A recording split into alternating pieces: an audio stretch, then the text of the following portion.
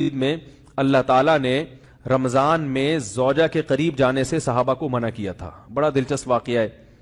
رمضان کی راتوں میں بھی زوجہ کے قریب جانے سے منع کیا تھا. ایک صحابی تھے, وہ رات میں کہیں چلے گئے, اب بڑے پریشان ہوئے, رسول اللہ صلی اللہ علیہ وسلم کے پاس آئے, عرض کیا یا رسول اللہ مجھ سے غلطی ہوئی, رمضان کی رات میں نے اپنی زوجہ کے قریب چلا. آپ نے فرمایا کیوں؟ وہ بڑا دلچسپ واقعہ ہے, بظاہر تھوڑا حیا کے خلاف بھی ہے لیکن اتنا بھی نہیں ہے.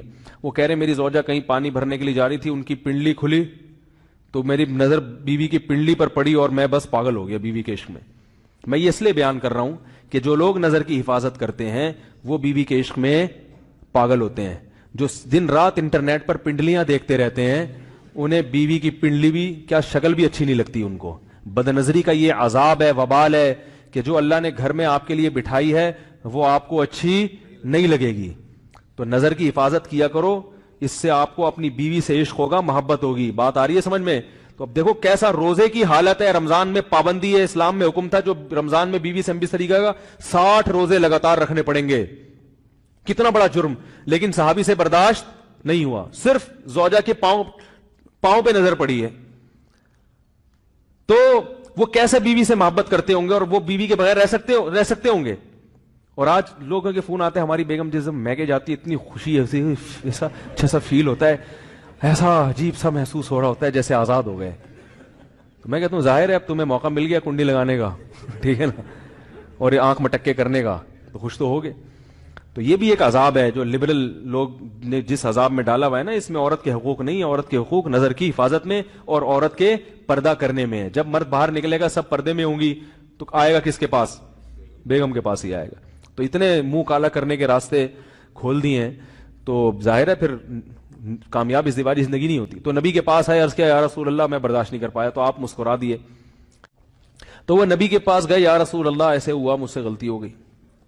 تو آپ نے فرمایا کیوں؟ فرمایا ایسا ہو گیا تھا. تو آپ صلی اللہ علیہ وسلم نے فرمایا 60 روزے رکھو لگاتار. انہوں نے فرمایا ایک کی طاقت نہیں ہے, اس میں یہ ہو گیا 60 بھائی کیسے رکھوں گا, نہیں ہے طاقت 60. آپ نے فرمایا ٹھیک ہے پھر 60 غریبوں کو 2 ٹائم کا کھانا کھلاؤ. فرمایا اس کی بھی طاقت بولو بھائی نہیں.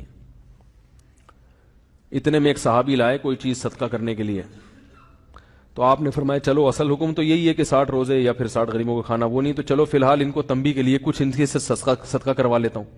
فرمایا چلو یہ فلاں خیرات کی ایک چیز لے کر آئے ہیں, تم یہ لے کے غریبوں میں بانٹ دو. انہوں نے فرمایا مجھ سے زیادہ غریب پورے مدینہ میں بھائی کوئی بھی نہیں. آپ صلی اللہ علیہ وسلم مسکرانے لگے, فرمایا جاؤ کھاؤ اور بچوں کو کھلاؤ. واہ بھائی غلطی بھی ہوئی اور گھر میں راشن بھی آ گیا. تو اس کے بعد قرآن کی آیت نازل ہوئی کہ احل لکم لیلۃ الصیام الرفث الی نسائکم ہن لباس لکم وانتم لباس لہن علم اللہ انکم کنتم تختانون انفسکم فتاب علیکم وعفى عنکم فالآن باشروہن وابتغوا ما کتب اللہ لکم.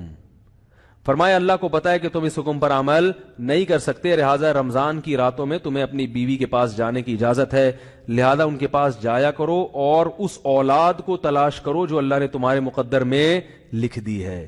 قرآن جہاں بھی بیوی سے ریلیشن قائم کرنے کی بات کرتا ہے اولاد کا ذکر لازمی کرتا ہے, یعنی تلاش کرو اس اولاد کو جو اللہ نے تمہارے لیے لکھ دی ہے. ما کتب اللہ لکم, ما کتب اللہ علیکم نہیں ہے.